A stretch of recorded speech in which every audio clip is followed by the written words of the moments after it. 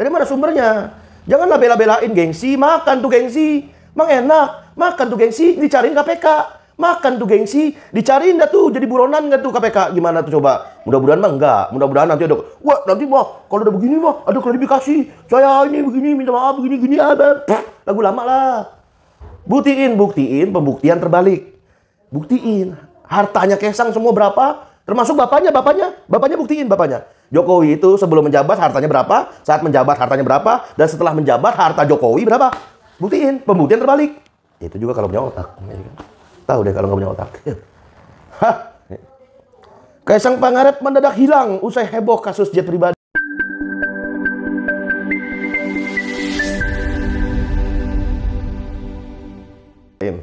Assalamualaikum warahmatullahi wabarakatuh. Jumpa lagi Al-Fakir Abi Faisal. Pada kesempatan hari ini Selasa 3 September 2024. Bagaimana keadaan saudara? Semoga lancar usahanya, mulia barokah. Amin. Allahumma amin. Masih panjang umur perubahan. Panjang umur perjuangan. Gak mau berubah, gak mau berjuang. Apa kabar otak? Otak mana otak? Pakai dong otak. Ini kemana lagi nih orang? Belum kelar bapaknya, nih anaknya. Ngapain lagi sih? Ngapain lagi? Dari bangkapos.com, Kaisang mendadak hilang usai heboh kasus jet pribadi. Tim Gibran pun nggak bisa dihubungi. Termasuk Juli Antoni yang dari PSI itu, yang rambutnya begini-begini. Yang rambutnya begini-begini, miring-miring. Ya kan, begini-begini. Ya, mungkin rambutnya aja ya, bukan otaknya ya. Rambutnya, bukan otaknya. Otaknya nggak miring, nggak. Gini otaknya, yang begini rambutnya. Dia sampai bilang, ini saya bukan juru bicara Gibran. Jual bicara Kaisang, dan lain sebagainya macamnya. Ngeri. Tim Gibran pun nggak bisa dihubungin. Mau kemana lu? Oi, mau kemana? Jet pribadi, dikirain suhu, taunya cupu. Jet pribadi, kirain duit sendiri. Taunya fasilitas ketek bapak. Pret lah. Nih, Bangkok Pos. Waduh, Kaisang dicariin. Coba. Ini kayak gini sumber dananya dari mana? Dari rakyat atau dari APBN? Yang benar tolong ngomong. Dari mana sumbernya? Janganlah bela-belain gengsi, makan tuh gengsi. Mang enak, makan tuh gengsi, dicariin KPK. Makan tuh gengsi, dicariin dah tuh, jadi buronan nggak tuh KPK. Gimana tuh coba? Mudah-mudahan mah enggak. Mudah-mudahan nanti ada, wah nanti mah, kalau udah begini mah, ada klarifikasi. Saya ini begini, minta maaf, begini-gini, ada. Lagu lama lah. Buktiin, pembuktian terbalik. Buktiin, hartanya Kaisang semua berapa? Termasuk bapaknya buktiin bapaknya. Jokowi itu sebelum menjabat hartanya berapa, saat menjabat hartanya berapa, dan setelah menjabat harta Jokowi berapa. Buktiin, pembuktian terbalik.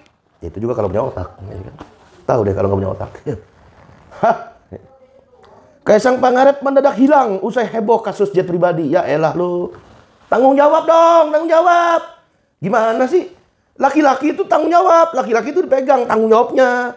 Gimana klemer-klemer gini, klemer-klemer. Ngapain klemer-klemer? Tanggung jawab. Tampil di depan publik. Ini saya yang kemarin pakai jet pribadi. Atas nama ini, sumbernya ini. Gitu loh. Laki-laki itu begitu loh. Nah ini tapi lucunya nggak gitu. Tim Gibran pun nggak bisa dihubungi anak bungsu Jokowi ini. Diketahui semua bahwa Kaisang belum pernah sekalipun muncul di publik. Saat ini Kaisang sendiri dilaporkan sedang berada di luar negeri bersama sang istri. Wah, di luar negeri lagi. Instagram putra dan mantu Jokowi itu juga tengah aktif, Erina dan si Kaisang itu. Hingga tak pernah mengunggah momen apapun lagi. Nah, Wakil Ketua TKN Prabowo Gibran, Silvester Maututina, menyebut bahwa private jet yang dipakai Kaisang dan Erina bukan milik pribadi. Tuh. Diserangkan sama TKN Prabowo. Wah, ini balas dendam nih kayaknya. Prabowo balas dendam. Lanjutin Pak dendamnya Pak. Yang 10 tahun yang dikalahin sama Jokowi. Lanjutin. Kita nih di rakyat di bawah. Cuma nonton aja, ya kan. Gak usah ikutan. Gak usah jadi tumbal. Jangan mau jadi tumbal dari elit, ya kan. Kita menonton aja sambil ketawa-ketawa.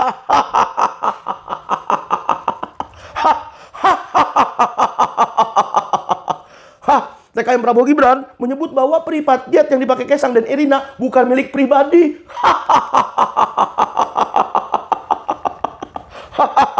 Bukan milik pribadi. Terus milik siapa? Sejauh ini Silvester juga menyebut Kaisang belum bisa dihubungi usai kasus private jet yang mengemuka. Tertawalah. Makan tuh gengsi, makan tuh ketek bini, makan tuh ketek bapak, ya kan? Itu tanggung jawab namanya. Nggak bisa menghindar begitu aja. Atau mungkin kayak judul lagu, ya kan? Coba lari dari kenyataan, tapi ku tak bisa. Pel. Jauh, preketek. Jauh, preketek dari ketek bini. preketek, preketek, ku tak bisa. Preketek, jauh, preketek, preketek, jauh, preketek, preketek, dari ketek Bapak, preketek, preketek.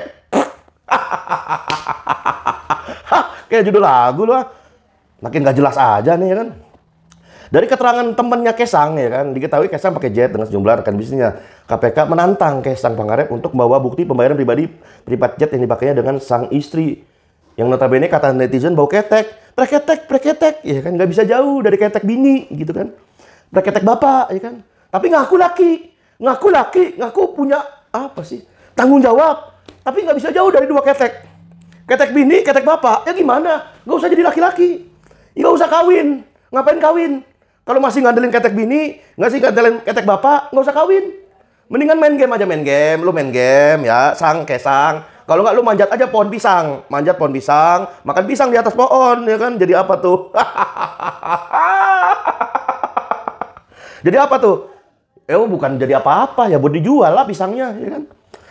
Nah, Wakil Ketua KPK Alexander Marwata, Alex menuturkan bahwa bukti pemberian private jet itu sangat penting ditunjukkan Kaesang.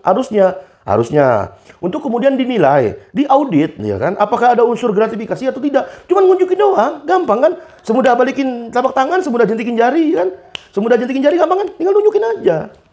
Jadi kalau misalnya kepemimpinan siapapun Anda, ya kan, mau PSI ke, mau PKI ke, mau PKS ke, ya kan, mau PSK sekalipun, partai sosial pengen sejahtera sekalipun atau apa namanya, itu pemimpin itu toladan.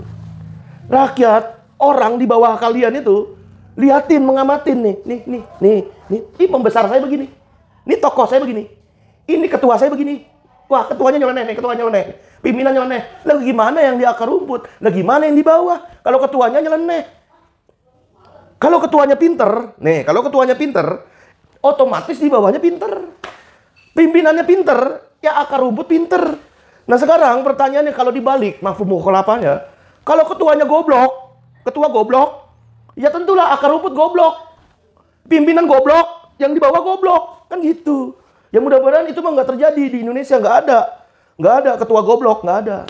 Kalau di Indonesia mah kebalik, ketuanya goblok, ya kan, anak buahnya pinter. Alhamdulillah. Itulah pentingnya kita tetap istiqomah di barisan habaib dan ulama lurus.